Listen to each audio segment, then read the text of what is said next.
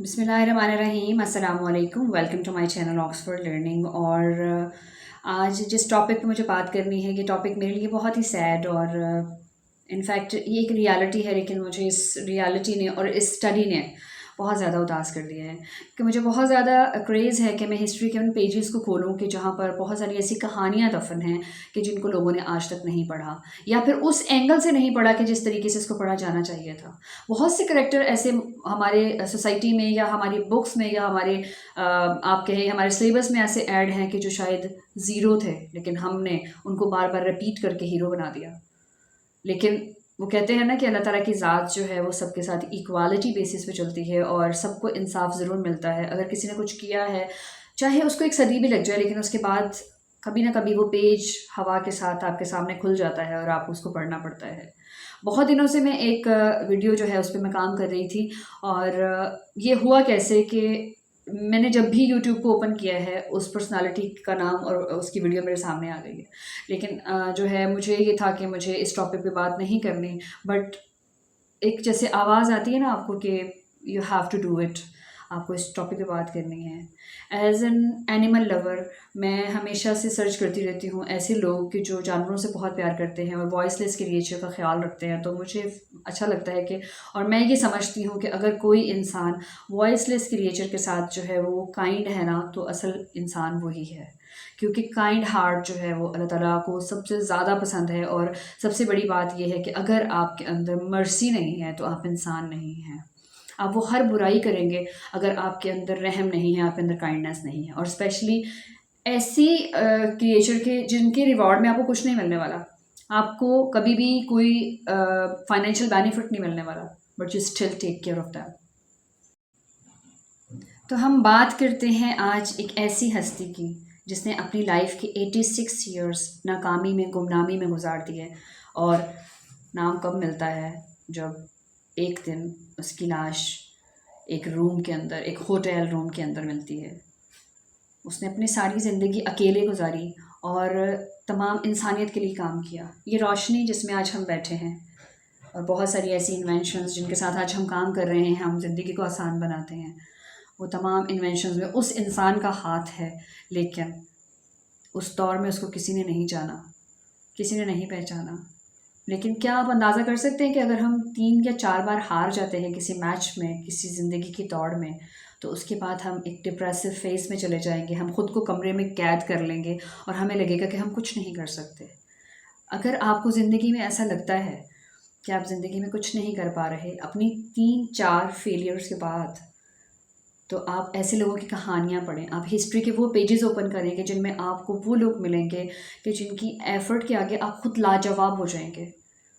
और ऐसी ही एक कहानी जो है वो आज मैं आपको प्रेजेंट करने वाली हूँ, और मैं जिस पे एक प्रेजेंटेशन तैयार की है जिसमें बहुत सारे ऐसे फैक्ट्स आपको मिलेंगे कि जिनमें आपको पता चलेगा कि ज़िंदगी के 86 ईयर्स कायनात और इस दुनिया के लिए सर्व करने वाला वो इंसान, जिसकी मौत, गुमनामी की मौत एक होटल रूम में होती है, उसने अपनी ज़िंदगी के वो दिन कैसे गुजारे, उसने वो क्या चीज़ें थी। लोगों ने उसकी, दुनिया ने उसकी तमाम इन्वेंशंस को यूज़ करके नाम बनाया, लेकिन उसके पास इतना पैसा नहीं था कि वो अपने लिए अपनी इन्वेंशंस को जो था वो प्रमोट कर सकता। सारी ज़िंदगी उसने गुर्बत में गुजारी। 70 इजादात के बावजूद भी वो अपनी ज़िंदगी इस तरह से गुजारता है कि उसके पास 1 रुपया भी नहीं था। तो मेरी आज की जो वीडियो है वो निकोला टेस्ला के नाम है। निकोला टेस्ला को मैं पिछले 1 वीक से स्टडी कर रही हूँ, और मैं कुछ 2 और 3 डेज़ से मैं इसके ऊपर काम कर रही थी, प्रेजेंटेशन बना रही थी, ताकि मैं आपको वो फैक्ट्स बता सकूँ जो शायद दुनिया नहीं जानती है। शायद वो चीज़ें जो बहुत बड़े बड़े साइंटिस्ट आपके सामने आ रहे हैं, बहुत बड़े बड़े इन्वेंटर्स जो आपके सामने आए हैं, उनकी बेसिक रियलिटी क्या है और हम उनको किस तरह से हीरो की तरह समझते हैं। बिकॉज हमारे अंदर एक प्रॉब्लम है, we never investigate the thing, we just forward.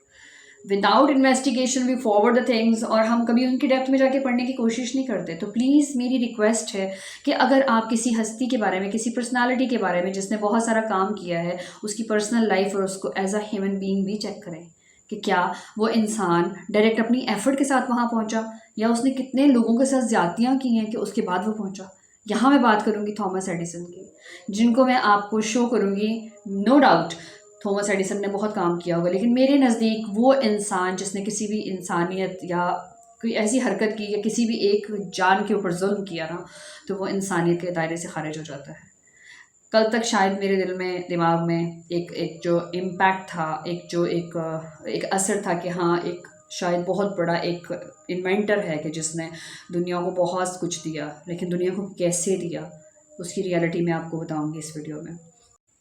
और यहाँ प्रेजेंटेशन को प्रेजेंट करने से पहले मैं कुछ चीज़ें आपको बताना चाहूँगी। उनमें सबसे इम्पॉर्टेंट ये है कि एक शेर है जिसको मैं हमेशा अपनी प्रेजेंटेशंस में, अपनी डॉक्यूमेंट्रीज़ में ऐड करती हूँ। जब भी मैं कॉलेज के लिए कोई डॉक्यूमेंट्री बनाती हूँ या कुछ भी, तो आई ऑलवेज़ ऐड इट। मैं कहती हूँ कि काफ़िले जो होते हैं ना, जो सच्चाई से, सच्चे दिल से चलने वाले काफ़िले हैं, वो रूहों के काफ़िले हैं। जिस्म तो एक मिट जाने वाली चीज़ है, हम हमेशा सोल्स को फॉलो करते हैं। और लोग आपके पीछे क्यों आते हैं? वो आपके जिस्मों के पीछे नहीं आते। आपकी फ़िज़ीक को देख कर कि आप कितने हेल्दी हैं, आप कितने ब्यूटीफुल हैं, आप किस तरह से बात करते हैं, वो आपके पीछे नहीं आएंगे। आपकी सोल का सोल के साथ इंटरेक्शन होता है, उसके बाद लोग आपको फॉलो करते हैं। वो कहते हैं ना कि मैं अकेला ही चला था मंजिल की जानिब, लोग साथ मिलते के कारवां बनता गया। तो बात सिर्फ इतनी सी है कि हमें जो है वो कभी कभी ऐसी रियलिटीज़ को सामने लाना बहुत ज़रूरी होता है। तो आज इससे पहले कि मेरी बात थोड़ी सी लंबी हो जाए, हम लोग चलते हैं प्रेजेंटेशन की तरफ, और उसमें मैं आपको बहुत सारे ऐसे फैक्ट्स दिखाऊंगी इंशाल्लाह ताला। आई विल क्लियर यू कि इतनी सारी इन्वेंशन का जो फादर था, उसकी ज़िंदगी बज़ाहिर कैसी थी, उसका बचपन कैसा था, और उसने किस तरीके से जो है वो ज़िंदगी में मुकाबला किया, और वो कभी हारा नहीं। 86 ईयर्स मैटर्स अ लॉट, लेकिन उस 86 ईयर्स की ज़िंदगी में अगर उसको कोई कामयाबी हासिल नहीं हुई, उसके बावजूद आज मैं और आप 100 ईयर्स के बाद उसका ज़िक्र कर रहे हैं और आप सुन रहे हैं। तो डेफिनेटली अल्लाह ताला ये चाहता है कि ऐसे, क्योंकि रब के नज़दीक जो है वो सबसे खूबसूरत चीज़ दिल है।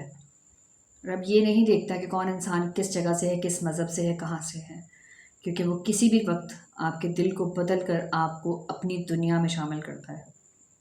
हम सब एक रोशनी के कतार में लगे हुए वो ज़र्रे हैं कि जिन्होंने वापस वहीं लौट जाना है जहाँ से हम आए हैं, क्योंकि अल्लाह ताला ने इंसान के लिए अशरफुल मखलूक़ात का लफ्ज़ यूज़ किया है, जबकि हम हमेशा ये समझते हैं कि शायद मुसलमान के लिए किया है।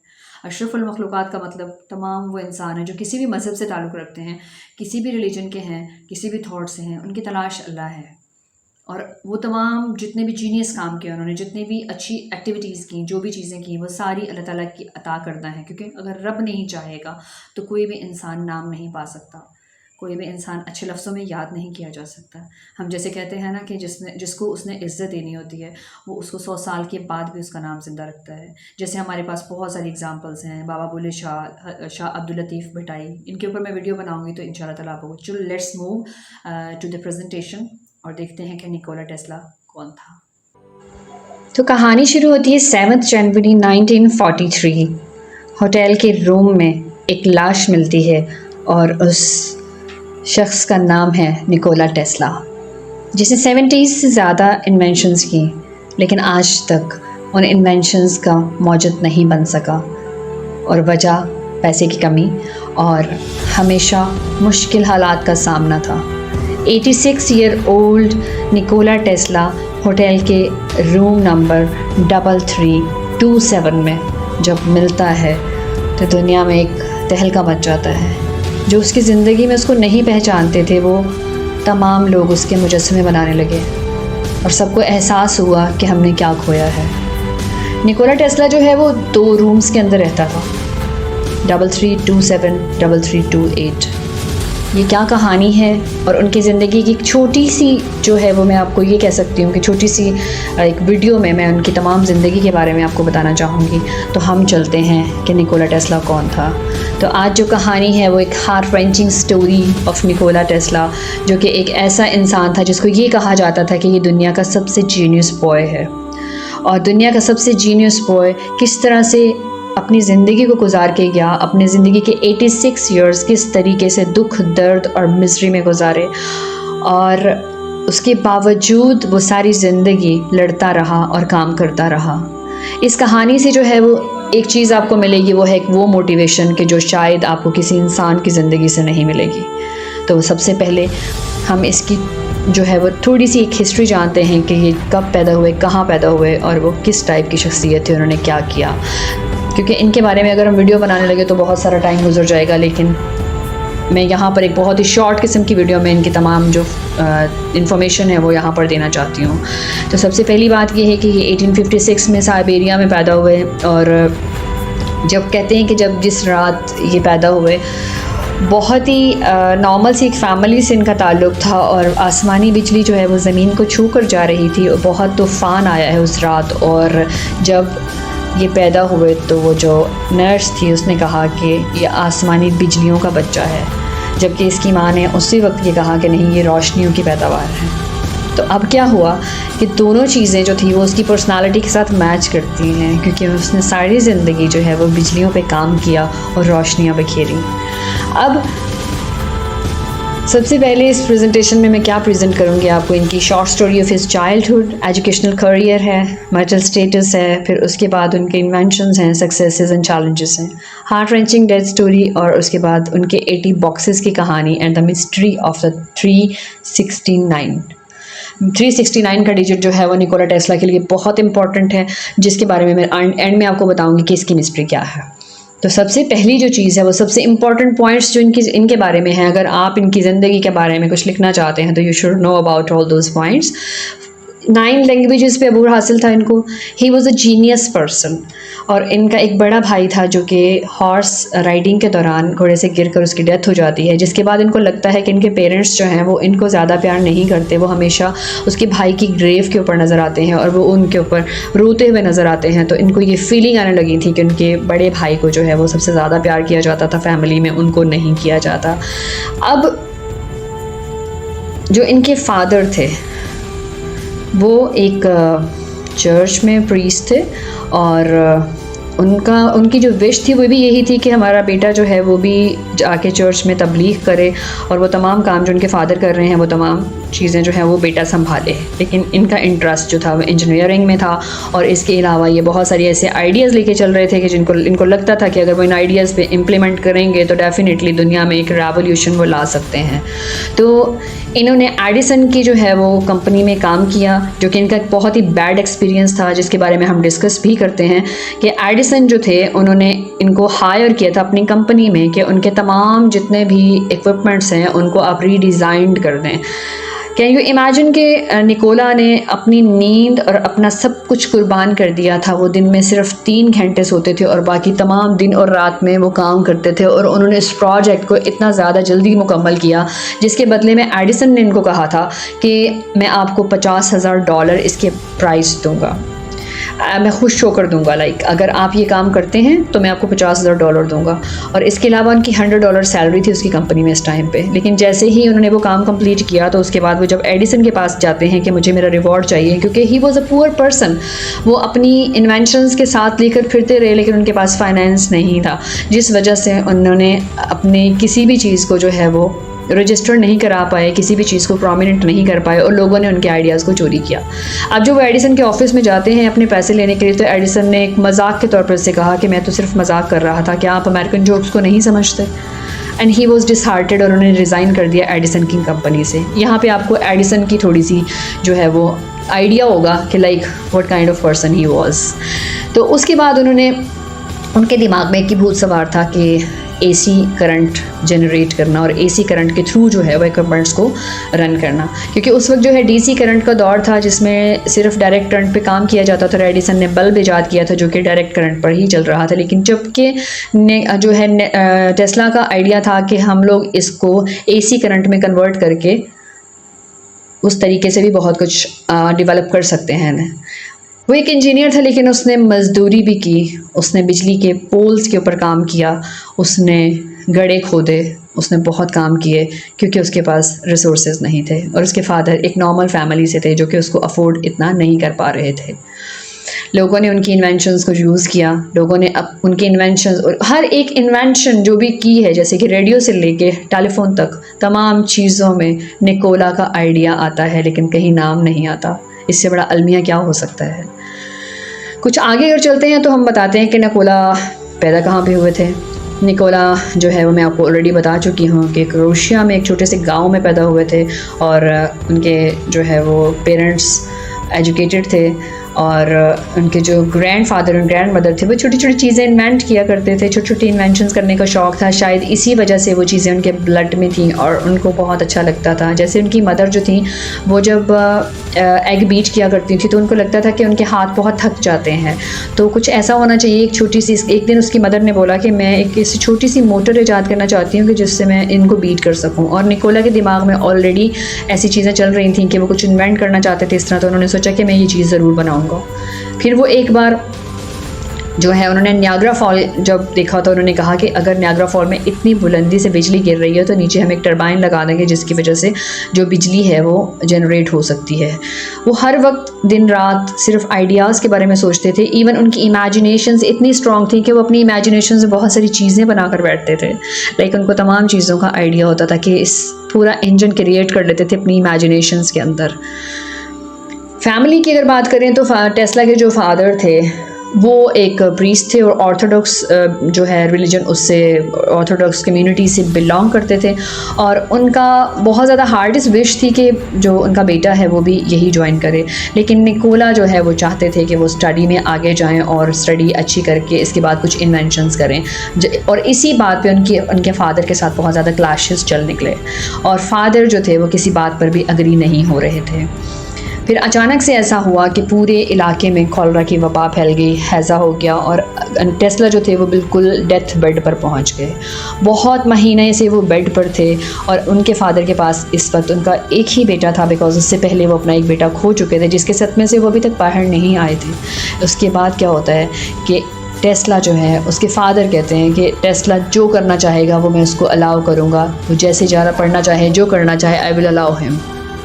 और ये शायद एक ऐसी मोटिवेशनल थॉट थी कि टेस्ला के अंदर ज़िंदगी दौड़ पड़ी और वो रिकवर होना शुरू हो गए।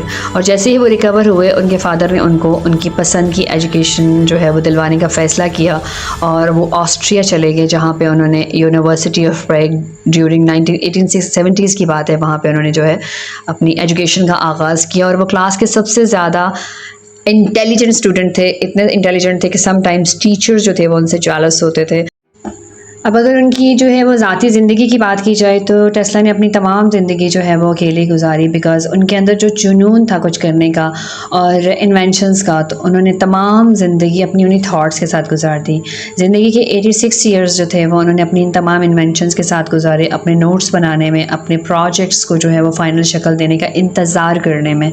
लेकिन ज़िंदगी जो है वो उन्होंने कभी ज़िंदगी ने उनको एक ऐसा चांस नहीं दिया कि वो कुछ अपनी चीज़ों को प्रेजेंट कर सकते लोगों के सामने।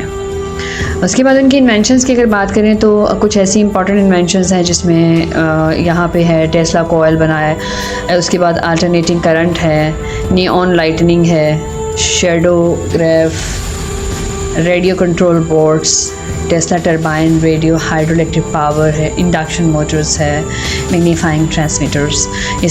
इन तमाम इजादात की पिक्चर्स आप यहाँ देख सकते हैं।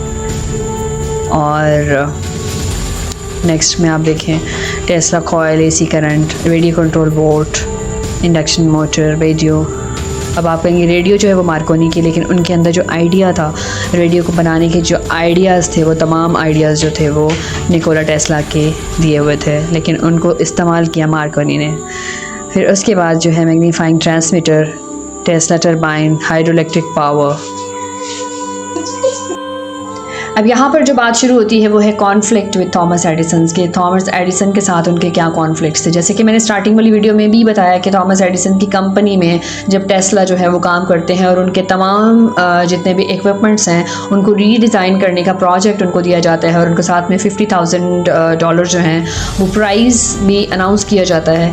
लेकिन जब वो तमाम काम टेस्ला ने डे एंड नाइट में सिर्फ 3 घंटे सोते थे और डे एंड नाइट वो काम करते थे और उन्होंने तमाम जितने भी इक्विपमेंट्स हैं उनको रीडिज़ाइन किया और उसके बाद जब रिवॉर्ड तलब किया गया तो एडिसन ने उनको वो रिवॉर्ड नहीं दिया था, जिस पर जो था वो टेस्ला ने उनकी कंपनी को छोड़ दिया था।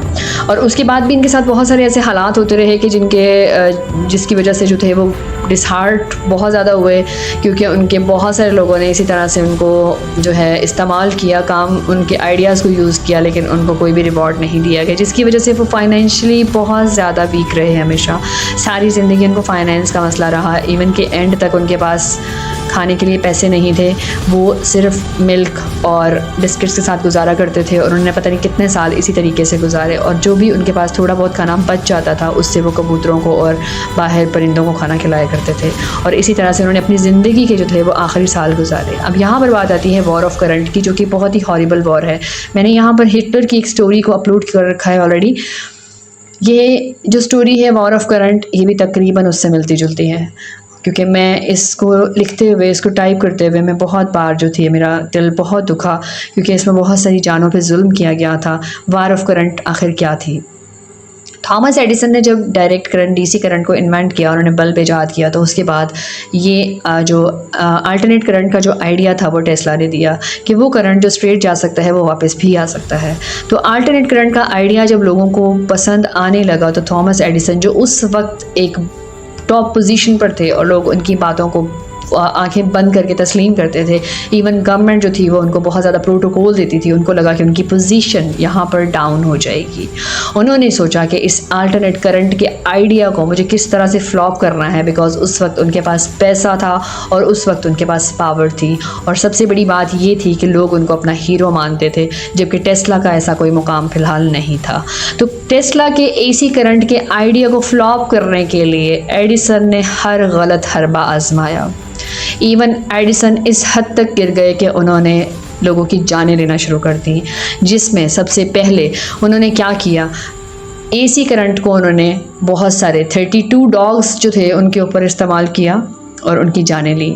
उसके बाद उन्होंने एक घोड़े के ऊपर जो है वो एसी करंट, और बाकायदा वीडियो बनाकर लोगों के सामने शेयर की कि AC current is so dangerous, तो इसको प्रमोट नहीं किया जा सकता, क्योंकि डीसी करंट का आइडिया उनका था, वो अपने आइडिया के साथ ही रहना चाहते थे।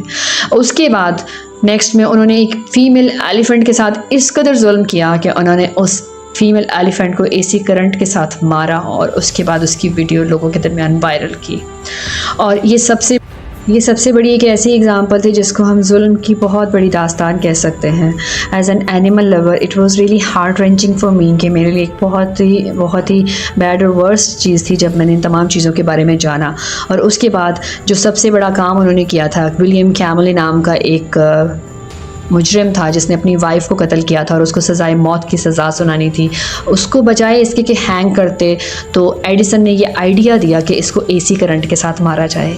और कहते हैं कि उसको एसी करंट के साथ जब मारा गया तो 4 मिनट लगे उसकी बॉडी को तड़पने में, और उसके बाद बहुत देर लगी उस बॉडी को ठंडा होने में, और उसकी बॉडी का वो हाल हो गया था कि जो देखने के काबिल नहीं था। तो इस तरीके से बहुत सारे और मज़ालिम ढाए गए, बहुत सारी ऐसी चीज़ें की गई, वो हर हद से गुज़रा।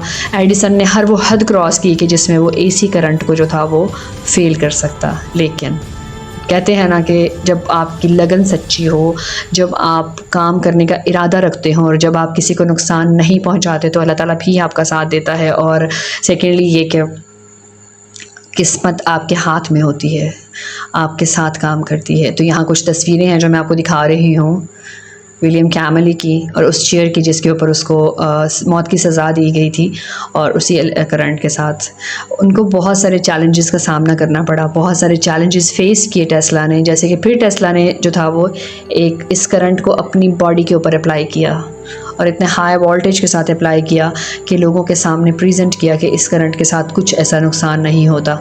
उनकी बॉडी को नुकसान इसलिए नहीं हुआ कि उन्होंने एक ऐसी चप्पल पहन रखी थी कि जिसकी वजह से उनकी बॉडी में वो करंट इफेक्ट नहीं किया।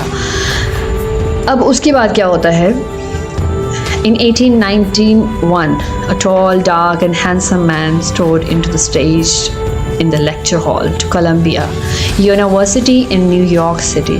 Grasping a brass ball in each hand, a man touched the terminal of high voltage, high frequency transformer, what is today called as Tesla coil. Heart-wrenching death. Legend dies in hotel room and no one knew as he hanged don't disturb me board was outside the door. उस door के बाहर don't disturb me का board लगा होता है। जब 2 days तक वो दरवाज़ा नहीं खुलता तो अंदर जाके जब देखा जाता है तो टेस्ला अपने खालिक हकीकी से जा मिलता है। अब उसके जो 2 रूम थे, जैसे मैंने आपको बताया टाइटल में भी, एक रूम में उसके पास उसके 80 बॉक्सेस थे, जिसको बाद में FBI ने आकर अपने कब्ज़े में किया। लेकिन कहा जाता है कि उसके 80 बॉक्सेस जो थे उनमें से 60 बॉक्सेस, क्योंकि उसकी कोई औलाद नहीं थी, उसकी कोई भी फैमिली नहीं थी, उसका एक भतीजा था, उसके हवाले किए गए।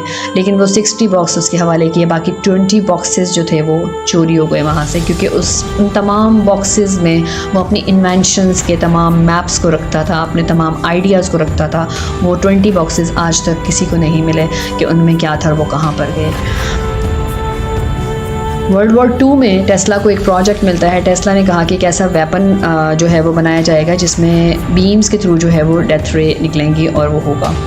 लेकिन उस आइडिया को भी फ्लॉप करार दिया गया और उस आइडिया पे भी अमल नहीं हुआ, जिसकी वजह से जो टेस्ला थे वो बहुत डिसहार्ट हो गए थे और वो अपने तौर पे कोई काम इसलिए नहीं कर सकते थे कि वो हमेशा हैंड टू माउथ रहे। अब यहाँ पर बात करते हैं mystery of the theory of 369। इसके बारे में मैं एक कंप्लीट वीडियो बनाऊंगी, बट मैं आपको यहाँ बताती हूँ कि टेस्ला ने हमेशा इन 3 नंबर्स को ही चूज़ किया। वो कहीं भी जाते थे, किसी भी रूम में जाते थे, वो 3 का डिजिट मस्ट होता था, या 6 का, या 9 का, या 18 का। 18 जो था वो इन तीनों पे डिवाइड हो सकता था, तो इस वजह से वो हमेशा 369 को चूज़ करते थे।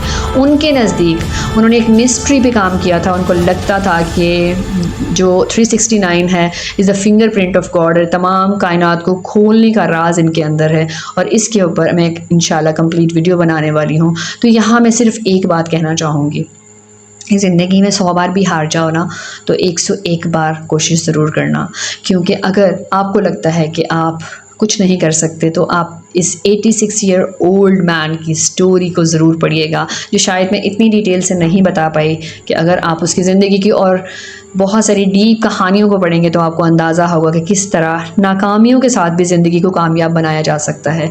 क्योंकि जैसे ही टेस्ला की मौत होती है उसके मुजस्समे तमाम जगहों पे लगा दिए जाते हैं और उसको हीरो बना दिया जाता है। और आज 100 साल से ज़्यादा का अरसा हो गया है, लेकिन टेस्ला आज भी शायद किताबों में नहीं है लेकिन दिलों में ज़िंदा है। और जब भी कोई बल्ब चलता है, जब भी कोई बल्ब ऑन किया जाता है या कोई भी लाइट जलाई जाती है तो टेस्ला का नाम सबसे पहले आता है। तो आई होप सो कि आपको जो है बहुत सारी चीज़ें इसमें मेरी तरह मेरे लिए भी एक ये न्यू टॉपिक था, बट आपने बहुत सारी चीज़ों को जाना होगा। तो अगर आपको अच्छा लगे, thank you so very much to share with the people, ताकि और लोग भी इसके बारे में जान सकें। मैंने आपको कभी नहीं कहा कि आप लाइक करें, शेयर करें या कमेंट करें, बिकॉज़ अगर मेरा कंटेंट अच्छा है तो आप लोग लाइक करते हैं, कमेंट भी करते हैं और शेयर भी करते हैं। तो thank you so very much. अल्लाह हाफ़िज़।